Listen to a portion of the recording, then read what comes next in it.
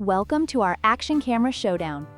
Today we're diving into a detailed comparison between the AKASO EK7000 and the GoPro HERO13 Black. Both cameras are designed for adventure enthusiasts, but they cater to different needs and budgets.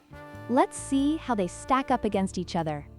The AKASO EK7000 comes at a budget-friendly price of just $79, making it an attractive option for those looking to capture high-quality footage without breaking the bank. In contrast, the GoPro HERO13 Black is priced at $449, reflecting its premium features and accessories. While the GoPro offers advanced capabilities, the price difference is significant and may influence your decision.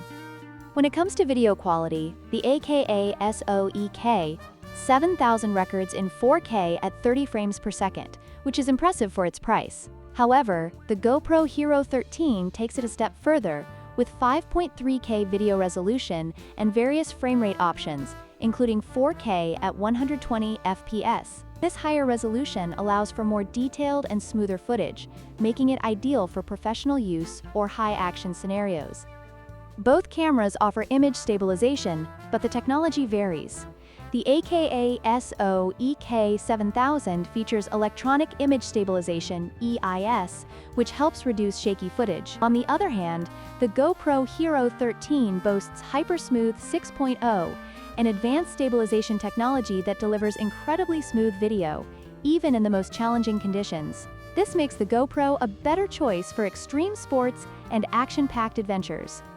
In conclusion, the AKASO EK7000 is a fantastic budget option for those new to action cameras or looking for a reliable device for casual use. However, if you're serious about video quality and stabilization, the GoPro HERO13 Black is worth the investment. Don't forget to like, share, and subscribe for more comparisons and reviews.